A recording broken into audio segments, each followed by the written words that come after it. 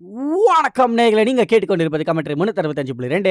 இன்னைக்கு வெள்ளிக்கிழமை, அதனால நம்ம சேனலோட ஸ்பெஷல் நிகழ்ச்சியை தொடங்குவோமா? ஃப்ரைடே காமிக்ஸ் வித் உங்க கமெண்ட்ரி 365.2. நம்ம இன்னைக்கு பார்க்க போறது absolute Batman issue number 14. But எப்பயும் போல ப்ரீவியஸ் இஷ்யூவோட சின்னதா ஒரு ரீகேப் பார்த்துருவோம். அதாவது நம்ம பேட்மேன் ஆல்ஃபிரட் மட்டும் இருக்கிற அந்த டீமுக்குள்ள கேட்வுமன் அந்த டீமுக்குள்ள வந்து ஜாயின் ஆயிருப்பா. பட் இதனால பேட்மேன் பேனை தோக்கடிக்கிறதுக்காக தன்னோட டீமை இன்னும் பெருசாக்கிறதுக்கு ரெட்வுட் கேங்கோட ஹெல்ப் கேட்க போயிருப்பாரு. ஏன்னா அவங்க ஹேக்கிங் அண்ட் டிஸ்ட்ரிபியூஷன்லாம் பண்றவங்க. சோ அதனால அவங்க இருக்கிற அந்த கைவிடப்பட்ட தீம் பார்க்குக்கு போயிருப்பாரு. ஆனா அந்த இடத்துல இருந்த ரெட்வுட் மெம்பர்ஸ் எல்லாம் பேட்மேன் எந்த பெர்மிஷனும் இல்லாம தன்னோட இடத்துக்குள்ள வந்தனால பேட்மேன் எதிர்த்து அவங்க சண்டை போட ஆரம்பிச்சிருப்பாங்க. ஆனா அப்பதான் நமக்கு அந்த ரெட்வுட் கேங்கோட லீடரே நமக்கு காட்டுறாங்க. அதாவது இந்த ரெட்வுட் கேங்கோட லீடர் யாருன்னா தி அப்சல்யூட் ஹார்லி குயின். அந்த ஹார்லி குயினுக்கு ஆர்கம மொத்தமா அழிக்கிறது தான் ஒரே மோட்டிவா இருக்கும் போல. சோ அதனால அவளும் நம்ம பேட்மேனோட டீமா பண்ணிக்கிறா. அண்ட் அவங்களோட உதவி மூலமா தான் பேட்மேன் காத்தம் சிட்டியோட நியூஸ் ஃபீட்ஸ் ஹைஜாக் பண்ணி பெயினை லாஸ்ட் மேன் ஸ்டாண்டிங்ங்கிற ஒரு ஃபைட்டுக்கு சேலஞ்ச் பண்ணி கூப்பிட்டுருப்பாரு. அண்ட் அப்ப பெயின் அவனோட மேக்ஸிமம் இன்ஃபியூஷன் லெவல ரீச் பண்ணிருப்பான். சோ பெயினும் ஒரு சைடு ப்ரிப்பேர் ஆயிட்டு இருக்க, அந்த சைடு பேட்மேன் தன்னோட டீம்ல கில்லர் கிராக் எப்படியாச்சும் உள்ள கொண்டு வரதுக்காக அவனை தேடி பேட்மொபைல் எடுத்து டனன்ஸ்குள்ள போயிருப்பாரு. சோ இதுக்கப்புறம் என்ன நடக்க போகுதுங்கிறத நம்ம விஷயம் நம்பர் 14ல பார்க்க போறோம். அண்ட் இதோட ரீகேப் முடியுது.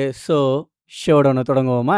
ஓப்பனிங்கே நம்ம ஆல்ஃபிரட் பேட்மேன் கிட்ட, இது உன்னோட வாழ்க்கைக்கான போராட்ட கேட், சோ நீ தயாரா அப்படின்னு கேட்ட கேள்விக்கு பேட்மேனோட மைண்ட்ல தன்னோட ஃப்ரெண்ட்ஸ் தான் ஞாபகம் வராங்க. ஐ மீன் நான் தயாரா தான் இருக்கேன் அப்படின்னு எடி சொல்ற மாதிரி ஞாபகம் வரும். அண்ட் அப்ப அகைன் ஆல்ஃபிரட், உன்னோட 2 இன்ஃபியூஷனுக்கு உன்கிட்ட போதுமான அளவுக்கு வேணும் இருக்கு. ஹே நீ கேட்டுதான் இருக்கியா? நான் கேட்டுதான் இருக்கேன். ப்ரூஸ் வா வா.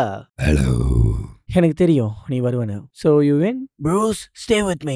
இப்போ உன்னோட சிஸ்டம் இதை ஹேண்டில் பண்ணுமா தெரியறதுக்காக ஒரு இன்ஃபியூஷனை டெஸ்ட்டுக்கு யூஸ் பண்ணுவோம், இன்னொன்னு பெயினுக்கு அகேன்ஸ்டா ரிங்களை யூஸ் பண்ணுவோம். இது யார் செஞ்சிருந்தாலும் கண்டிப்பா அது மான்ஸ்டரா தான் இருக்கணும். நான் உன்னை அந்த இடத்துல விட்டுட்டு வந்திருக்கணும். உன்னை பாத்துக்கோ வெயின், நான் உன்னை பாதிதான் இருக்கிறேன். ப்ரூஸ் ரொம்ப உடஞ்சிட்டான், ஏன்னா அவனால கவனிக்க கூட முடியல. பேட்ஸோட கோர்ல என்ன இருக்கு? Keep trying, please.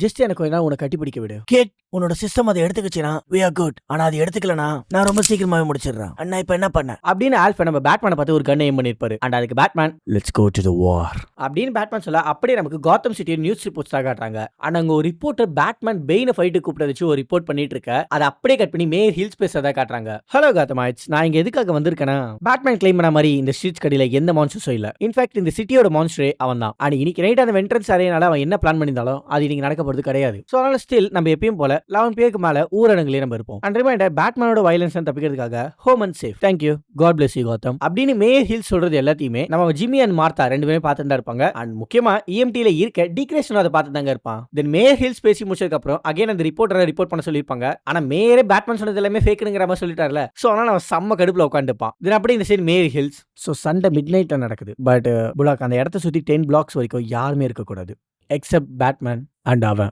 Yes sir அப்படின்னு புல்லாக் சொல்ல, அப்படியே நமக்கு பார்பரா தான் காட்டுறாங்க. அவ தன்னோட வீட்டுல வச்சிருக்க அந்த பேட் மாஸ்க் கிட்ட, நான் பேசுறது உனக்கு கேட்குமான்னு தெரியல, ஆனா ஒருவேளை கேட்டுச்சுன்னா உன்கிட்ட ஒரு நல்ல பிளான் இருக்கும் நான் நம்புறேன் அப்படின்னு சொல்லியிருப்பா. அண்ட் அப்படியே இந்த சைடு பெயின் ஒரு லெதர் ஜாக்கெட்டை மாட்டிக்கிட்டு அப்படியே ஆர்கமோட ஹால்வேல நடந்து போயிட்டு இருக்க. அவனுக்கு பின்னாடி இருந்து, நீ எதுக்கும் எச்சரிக்கையா இருந்துக்கோ, ஏன்னா நாங்க டேட்டா வச்சு பார்த்ததுல சப்ஜெக்ட் 27 சிஸ்டம்ல அட்லீஸ்ட் ஒரு இன்ஃபியூஷன் வச்சு இருக்க வாய்ப்பு இருக்கு. நான் அதான் எதிர்பார்க்கிறேன்.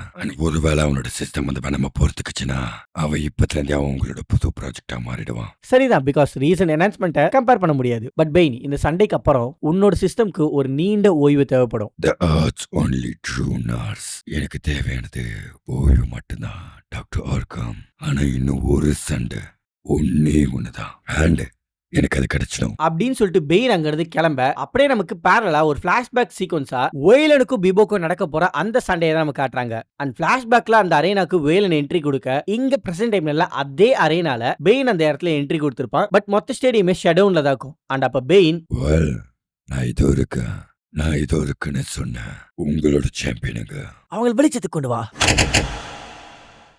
ஹலோ அப்படின்னு மொத்த ஸ்டேடியத்துக்கு நடுவுல பேட்மேன் செம்ம மசா நின்று பாருங்க. அண்ட் அப்ப நம்ம Alfred, alright get here we go, பிளானை மட்டும் ஞாபகம் வச்சுக்கோ. அவன் கிட்ட இருக்கிற மொத்த வேணாம யூஸ் பண்ற வரைக்கும் அவனை டயர்டாக்கு. அண்ட் அவன் கிட்ட எதுவுமே இல்லைன்னுங்கிறப்போ நீ உன்னோடது யூஸ் பண்ணு. அண்ட் நீ பேசுறது நிறுத்துங்க, it's time Harley. Yeah, make them famous அப்படின்னு ஹார்லி சொல்ல, ரெட்வுட் கேங்ல இருக்கிற ஒருத்தர் ஒரே ஒரு கண்ட்ரோலர் வச்சு 100கணக்கான ட்ரோனை கண்ட்ரோல் பண்ணி அந்த மொத்த ஸ்டேடியத்தையும் லைவ் டெலிகாஸ்ட் பண்ண ஆரம்பிச்சிருப்பான். அண்ட் அதை பார்த்த pain, The Great Republic watches. நீ ஏதாச்சும் புது டெக்னிக் கத்திருந்தப்ப நம்புறேன். ஸோ அதனால அவங்களுக்கு உண்மையான சண்டையை காட்ட முடியும். Let's see. அப்படின்னு சொன்னது இப்ப நமக்கு வெயிலனோட மேட்ச் தான் காட்டுறாங்க. ஆனா அங்க நம்ம ப்ரூஸும் செலினாவும் மேட்ச் ஸ்டார்ட் ஆக போறத பாத்துட்டு இருக்க அப்ப மிஸ்டர் ஃபால்கோன் இது எல்லாமே செட் தான். 7th ரவுண்ட் வந்ததுமே வெயிலன் தோக்குறான். அதனால நம்ம பெருசா ஜெயிக்கிறோம் அப்படின்னு நம்ம ப்ரூஸ் கிட்ட சொல்ல அவங்க வெயிட் பண்ணிட்டு இருந்த மாதிரி மேட்ச் அவங்க ஸ்டார்ட் ஆகுது. ஆனா பிபோக்கு சப்போர்ட்டா அந்த மொத்த ஸ்டேடியமும் இருக்கும். ஆனா வெயிலனுக்கு அங்க யாருமே இருக்க மாட்டாங்க. ஆனா அந்த ரெஸ்லிங்க கமெண்ட்ரி பண்றவங்க கூட வெயிலனோட கார்னர்ல யாருமே இல்ல.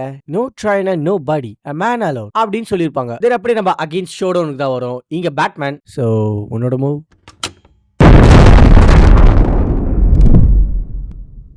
இந்த மூவ வெல்கம் டு ஹோம்னு சொல்லுவேன்.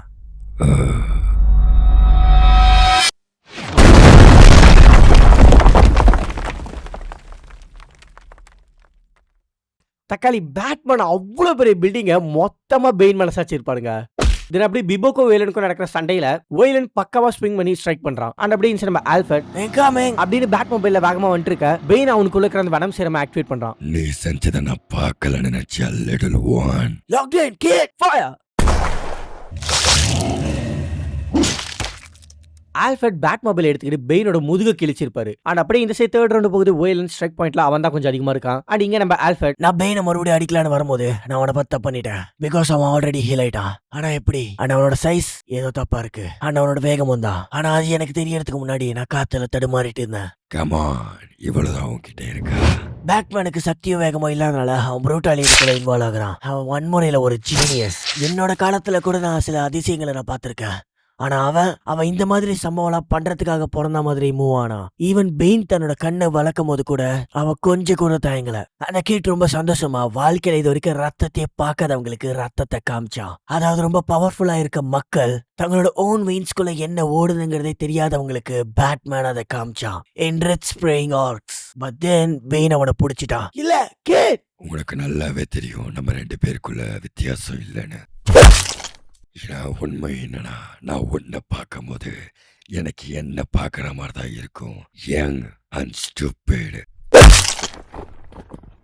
பட் இப்போ விளையாட்டு நேரம் முடிஞ்சிடுச்சு. So go on. இப்ப அதுதான் உனக்கு ஒரே வழி. அதை யூஸ் பண்ணு அப்படின்னு பெயின் சொல்ல அதுக்கு பேட்மேன் இல்ல இப்போ இல்ல. ரிலீஸ் தி கிரீன் மெஷின் அப்படின்னு ஹார்டி சொன்னதும் அந்த இடத்துல ஒரு கேட் ஓபன் பண்றாங்க.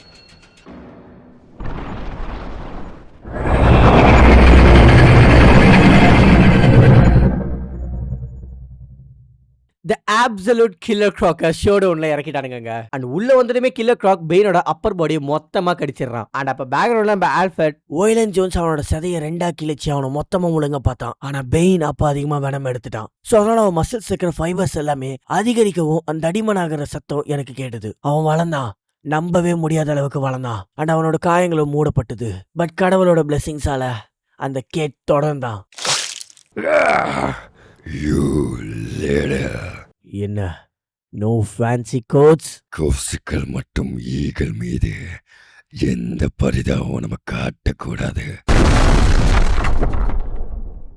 அப்படின்னு சொல்லிட்டு நம்ம பேட்மேன் தூக்கி வீசிடுவாங்க. தென் அப்படியே அகைன் கட் பண்ணி நம்ம வேலன் பிபோ கிட்ட தான் வரும். ஆனா இந்த வாட்டி பிபோ அப்பர் ஹேண்டுக்கு போயிட்டு நம்ம வேலனை பொளக்க ஆரம்பிக்கிறான். அண்ட் அப்ப மிஸ்டர் ஃபால்கோன் அவனுக்கு இன்னும் பலமாயிடுச்சுன்னா அவன் மூக்குல இருந்து ரத்தம் வரும்னு தோணுது. அதான் உன்னோட பாய்க்கு நெக்ஸ்ட் ரவுண்ட் கண்டிப்பா கஷ்டம் தான் அப்படின்னு சொல்ல அதை பார்த்துட்டு இருந்தா நம்ம ப்ரூஸ் கூலர்ஸை கட்டிட்டு ஸ்டேஜை நோக்கி நடந்து போறான். அண்ட் அப்ப இங்க நம்ம ஹார்லி குயின் ஹே பேட். சோ இதுதான் யாரோ ஒருத்தர் உனக்கு செம்ம பயங்கர இன்ஸ்பிரேஷனான ஸ்பீச் கொடுக்குற இடமா? பட் நான் அப்படி கிடையாது. ஜஸ்ட் உன்னை ஏஞ்சிருந்தா சொல்ல போறேன். Cool cool. சரி இப்ப மறுபடியும் அங்க போய் அந்த அலிகேட்டரை காப்பாத்து crocodile அப்படின்னு பேட்மேன் சொல்லியிருப்பாரு. அண்ட் அப்ப நம்ம ஆல்ஃபர்ட் அவன் இன்னும் வேணாம அதிகமா தான் யூஸ் பண்ணிட்டு இருக்கான். அண்ட் அவனோட மேக்ஸிமம் லெவல் எனக்கு என்னன்னு தெரியல. அண்ட் எனக்கு தெரியல அவங்க கிட்ட இன்னொன்னு இருக்குமான்னு கூட அப்படின்னு ஆல்ஃபர்ட் சொல்லும் போது இங்க பெயின் கில்லர் கிராக்கு நம்ம சென்ட்ரியோட ஐகானிக் மூவ் பண்ணலான்னு போக அப்ப நம்ம பேட்மேன் அந்த ஸ்டேடியம்ல இருந்து ஜம்ப் பண்ணிக்கிட்டே உங்களோட பாயிண்ட் என்ன பண்ணி வருது? அதாவது என்னோட பாயிண்ட் என்னன்னா, ஒருவேளை நீ இப்ப அந்த வெனம் யூஸ் பண்ணனா அவனை நீ மேக்ஸிமம் லெவல் போக விடாம தடுக்க முடியும். மேபி அட்லீஸ்ட் நீ அவனை இல்ல நம்ம பிளான் பண்ண மாதிரி தான் சொல்லு. நம்ம இன்னும் லைவ்ல தானே இருக்கோம் அப்படின்னு ஹார்லி அவரோட கேங் கிட்ட கேட்க அதுக்கு அந்த ட்ரோனை கண்ட்ரோல் பண்ணிருக்கவன் oh we are live boss அப்படின்னு சொன்னதும் இங்க நம்ம பேட்மேன் வேலன் ஓய் ப்ரூஸ் நான் வந்துட்டேன். தக்காளி வேற மாதிரியான சம்பவம். பெயினோட முதுக பேட்மேன் 2ஆ பொளந்துட்டாருங்க. சோ அதனால பெயின் கில்லர் கிராக் அப்படியே விட்டுறான். ஆனா அப்ப பேட்மேன் கில்லர் கிராக் கிட்ட இட்ஸ் ஆல்ரைட் பே போ ரொம்ப நன்றி பட் நான் இதை பாத்துக்கிறேன் அப்படின்னு சொல்லிட்டு பெயினோட முதுகுல ஏறி நான் உன் முதுக 2ஆ பொளந்துட்டேன். அதாவது இனிமே உன்னால உன்னோட காலை யூஸ் பண்ண முடியாது. பட் இட்ஸ் ஓகே, ஏன்னா உன்கிட்ட இன்னும் உன்னோட கைகள் இருக்கு. ஓ மேன், உன்னால் இப்போ உன்னோட கையையும் யூஸ் பண்ண முடியாது. பட் இட்ஸ் ஓகே, ஏன்னா உன்னால் என்ன கடிக்க முடியும். அண்ட் இல்லை, நம்ம 2 பேருக்குள்ள டிஃப்ரென்ஸ் இல்லை. ஏன் நம்ம 2 பேருமே அப்பாவை இழந்தவங்க தான். ஆனால் டிஃப்ரென்ஸ் என்னென்னா, நான் உன்னை எங்கள் அப்பாவோட முதுகையும் உடைக்கல, மனசையும் உடைக்கல. அப்படின்னு சொல்றது பெயின் தன்னோட இன்ஃபியூஷன் மொத்தத்தையும் யூஸ் பண்ணி ஒரு மலை மாதிரி மாறிடுறாங்க. அண்ட் அதை பார்த்து doctor Arkham, pain it's incredible, உன்னோட சிஸ்டம் அதை நம்ம நினைச்ச லிமிட்டை தாண்டிடுச்சு அப்படின்னு சொல்ல, இங்க பெயின் நம்ம பேட்மேனை பார்த்து, நீ என்ன ஜெயிச்சிட்டேன்னு நினைச்சியா? நீ என்னோட பெட்டரானவனா? You are nothing.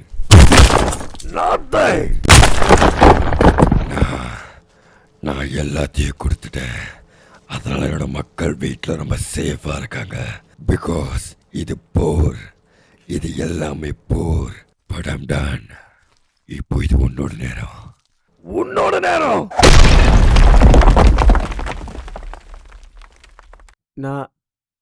நான் பார்க்கறத என்னாலே நம்ப முடியல பெயின்.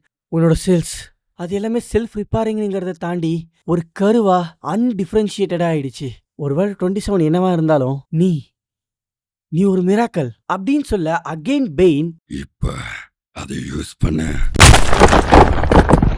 அப்படியே பேரலா அந்த ஃபைட்டை பார்த்துட்டு இருந்த நம்ம ப்ரூஸ், கமான் வே, கிவ் அப் மட்டும் பண்ணிடாத அப்படின்னு சொல்ல, பிபோ நம்ம வேலனோட கழுத்தை கேப் லாக் போட்டிருப்பான். அண்ட் ப்ரூஸ் பிரைஸை ரைஸ் பண்ண சொன்ன மாதிரி வேலன் 7th ரவுண்ட்லேயே தோத்தாலும் அவன் ஒரு புதுசா ஒரு ஜிம் ஓப்பன் பண்ற அளவுக்கு அவங்க கிட்ட காசு வந்துடும். பட் இருந்தாலும் வேலன் இன்னமும் சண்டை போட்டு தான் இருக்கான். தென் எப்படியோ வேலன் கொஞ்சம் ஸ்ட்ரென்த்தை கொண்டு வந்து அந்த கேப் லாக்கோடவே பிபோவை தூக்கிட்டு ஏஞ்சிக்க, இங்க அவ்வளோ அடி வாங்கினா நம்ம பேட்மேனும் ஏஞ்சி பாருங்க. அண்ட் அப்ப நம்ம ஆல்ஃபர்ட், டூ இட் கிட், அந்த வெனமை யூஸ் பண்ணு, ஏன்னா நீ அங்க உயிரோட தப்பிக்கிறதுக்கு அதுதான் ஒரே வழி. Go on, use it. Alright, நீ ஜெயிச்சிட்ட. நான் அந்த வேனம் யூஸ் பண்ணணும்னு நீ நினைக்கிற, நான் யூஸ் பண்ணுறேன். கேட்டுமான், take the shot, I get you baby அப்படின்னு கேட்டு மூணு ஃபயர் பண்ணிடுறா. ஆனால் இந்த சைடு வேலன் பிபோவை தூக்கிட்டு ஒரு ஃபிளிப் பண்ண,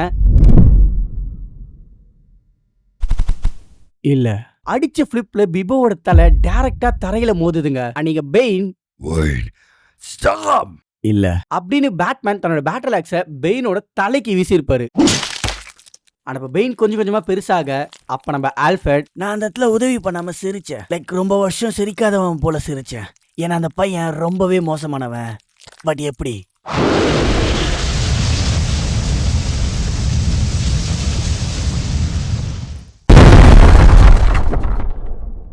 தென் பெயின் மொத்தமா எக்ஸ்ப்ளோர் ஆயிடுறான். அண்ட் அப்பதான் 2 days அகோன்னு போட்டு நமக்கு என்ன நடந்துச்சுங்கிறதே காட்டுறாங்க. அதாவது ப்ரூஸ் டைரக்டா எடியோட லேபுக்கு போயிட்டு அங்க அவனுக்குள்ள இருக்கிற அந்த 2 இன்ஃபியூஷன்ஸையும் எடியோட ஹெல்ப் மூலமா மொத்தமா உறிஞ்சி எடுத்திருக்கான். அண்ட் அப்ப எடி, சோ மறுபடியும் சொல்லி எவ்வளவு ஸ்டெப்ஸ் நான் எடுக்கணும் அப்படின்னு கேட்க, அதுக்கு ப்ரூஸ், எல்லாத்தையும் எடி, ஒரு சொட்டு கூட விடாம நான் அவனை என் வழியிலேயே தோக்கடிக்கிறேன் அப்படின்னு சொல்லியிருப்பான். அண்ட் அதுக்கு செலினா, என்ன நடந்தாலும் உன்னை நினைச்சு எனக்கு ரொம்ப பெருமையா இருக்குது வெயின் அப்படின்னு சொல்லிக்கிட்டே அந்த வெனம சில நீடில்ஸ்ல ஃபில் பண்ணிருப்பாங்க. அண்ட் அதை யூஸ் பண்ணி தான் பெயினை தோக்கடிச்சிருக்காங்க. அண்ட் அப்படி இந்த சைடு வேலனும் ஒரு அல்டிமேட்டான ஃபிளிப் பண்ணி அந்த AFC சாம்பியனா இருந்த பிபோ பெபாஸ்கிய தோக்கடிச்சிருப்பான். அண்ட் இங்க நம்ம பேட்மேன் அந்த ஸ்டேடியம் ஃபுல்லா பரவன பெயினோட ஃபிளஷ்ல இருந்து வெளியில வருவாரு. அண்ட் மேட்சை ஜெயிச்ச வேலன், இது உண்மையிலே நடந்துருச்சா அப்படின்னு கேட்க, அதுக்கு ப்ரூஸ் வேலனை தூக்கிட்டு, அப்படிதான் நம்புறேன், பிகாஸ் நான் எல்லாத்தையும் மேல பெட் கட்டிட்டேன் பிரதர், வாயமுடு, சீரியஸா ஈவன் ஃபால்கோனோட போர்ஷனும் தான் அப்படின்னு ப்ரூஸ் சொல்ல, அப்ப ஃபால்கோன், எனக்கு வெயின் சாவணும், நான் சொல்றது கேக்குதா அப்படின்னு கத்திட்டு இருப்பாங்க. அண்ட் அப்படியே நம்ம பேட்மேன் அந்த பெயினோட ஃபிளஷ்க்கு எதிர்க்கு அப்படியே நிக்க, அப்ப நம்ம ஆல்ஃபர்ட், அண்ட் இப்போ பின்னோக்கி பார்க்கும்போது அவன் எப்படி ஜெயிச்சானுங்கிறது எனக்கு தெரியுது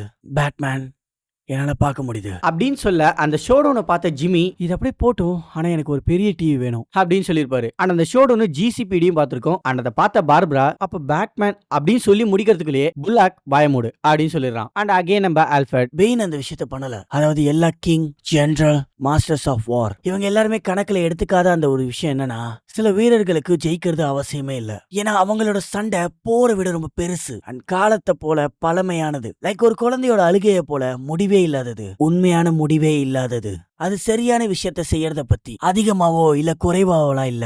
சோ பேட்மேன் மாதிரி இருக்கிற ஒருத்தன் ஜெயிக்கிறதுக்காக சண்டை போடல, அவன் சண்டை போடுறதே சண்டைக்காக தான். சண்டை தான் முக்கியம், வீட்டுக்கும் அண்ட் அவனை நம்புற மக்களுக்கும் அப்படின்னு ஆல்ஃபர்ட் சொல்லும் போதே, பேட்மேன் பெயினோட மொத்த பிளஷையும் பேட் மொபைல எடுத்துட்டு வந்து கடல்ல மொத்தமா கரைச்சிடுறாருங்க. அண்ட் இந்த எல்லா விஷயத்தையுமே ஹார்வி ஆசியும் லைவ்ல பாத்துருப்பாங்க. அண்ட் அப்ப நம்ம ஹார்வி, இதை பார்த்து ஆசி ப்ரூஸ் அவனை பேக்குள்ள அனுப்பிட்டான் அப்படின்னு அந்த மொமெண்ட் அவங்க என்ஜாய் பண்ணிருப்பாங்க. அண்ட் அப்படியே ஃபைனலா ஒன்ஸ் அகைன் ஆல்ஃபர்ட், ரிமைண்டருக்காக பேட்மேனுக்கு நான் நன்றி சொல்லிக்கிறேன் அப்படின்னு ஆல்பர்ட் சொல்ல அப்படியே நமக்கு அந்த காத்தம் சிட்டி தான் காட்டுறாங்க. தென் அப்படியே லேட்டர்னு போட்டு நம்ம செலினா ஏதோ ஃபிளைட்ல போற மாதிரி தான் தெரியுது. அண்ட் அப்ப அங்க இருந்து ஏர் அசிஸ்ட் கௌதம் நீங்க நல்லா விசிட் பண்ணீங்களா மிஸ்ஸஸ் கயல் அப்படின்னு கேட்க அதுக்கு செலினா அது டிஸ்கிரைப் பண்றதுக்குலாம் ஒரே வழிதான் அப்படின்னு சொல்லியிருப்பா. அண்ட் அவ கையிலயும் ஒரு சூட் கேஸ் இருக்க மாதிரி காமிச்சிருப்பாங்க. சோ அதை பார்த்து ஏர் அசிஸ்ட் நான் வேணா இது உங்களுக்கு பதிலா எடுத்துக்கவா அப்படின்னு கேட்க அதுக்கு அகைன் செலினா இல்ல நான் இதை என்கிட்டயே வச்சுக்கிறேன் தேங்க்யூ அப்படின்னு சொல்லிட்டு அதை ஓப்பன் பண்ணும்போது தான் நமக்கு தெரியுது அதுக்குள்ள நம்ம ப்ரூஸோட உடம்புல இருந்து எடுத்த அந்த வெனம் இன்ஃபியூஷன் பாட்டில் ஒன்று இருக்கும். ஸோ இதனால தான் நம்ம ப்ரூஸை அந்த வெனம் யூஸ் பண்ண வேணாம் சொல்லிட்டு அவ தடுத்தாலும்னு நினைக்கிறேங்க. அண்ட் நான் கண்டிப்பா சொல்றேன் இதை நம்ம ப்ரூஸுக்கு தெரியாம அவ திருடிட்டு தான் வந்திருக்கா.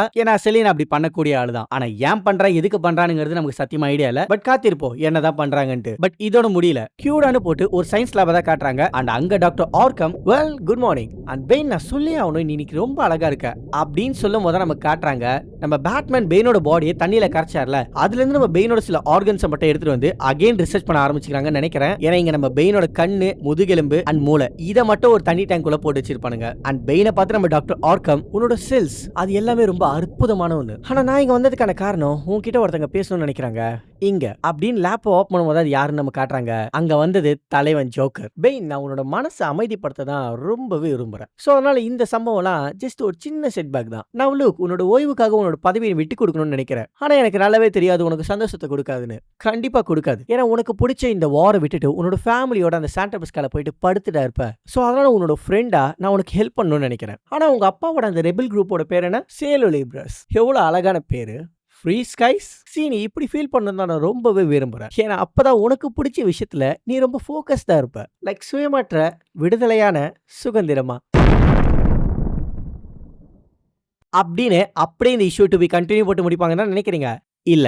ஏன்னா நெக்ஸ்ட் ஜோக்கர் அப்படின்னு போட்டு அப்படியே இந்த இஷ்யூ முடிக்கிறாங்க. தக்காளி செத்தாலும் ஒரு நிம்மதியான சாவு இல்லைன்னு சொல்லுவாங்க பாத்தீங்களா. அதுக்கு எடுத்துக்காட்டா இப்ப பெயினும் அந்த லிஸ்ட்ல வந்திருக்கான். ஏன்னா பெயின் அவனோட குடும்பத்துக்காக மொத்த விஷயத்தையுமே இழந்தான். அண்ட் அதே குடும்பத்துக்காக தான் எல்லா விஷயத்தையுமே அவன் செஞ்சான். ஆனா இப்போ அவன் கண்ணு எதிர்க்கவே அவன் மொத்த குடும்பமோ இல்ல அவன் மொத்த ஊரும் ஒரு கனவா மாறிடுச்சு. உண்மையா சொல்ல போனா இந்த இஷ்யூவை ரொம்ப எமோஷனலா தான் முடிச்சிருக்கானுங்க. நம்மளும் இந்த இஷ்யூவை அப்படியே முடிச்சிருக்கலாம். ஆனா இந்த இஷ்யூல நடந்த ஷோடவுனை பத்தி நம்மளால பேசாம இந்த இஷ்யூவை கம்ப்ளீட்டா முடிக்கவே முடியாது. தக்காளி ஒரு அப்சல்யூட்டான ஷோடவுனுங்க. செம்மையா பங்கம் பண்ணிட்டானுங்க. வேற லெவல் ஷோடவுன். அண்ட் இதுல நெக்ஸ்ட் ஜோக்கர்னு வேற சொல்லிட்டு முடிச்சிருக்கானுங்க. சோ அதுலயே செம்ம பீக்கு. சோ நெக்ஸ்ட் இஷ்யூ நம்ம அடுத்த ஃப்ரைடே காமிக்ஸ்ல பார்ப்போம். அது வரைக்கும் நீங்க கேட்டுக்கொண்டு இருப்பது கமெண்ட்ரி 365.2. அப்புறம் பார்க்கலாம்.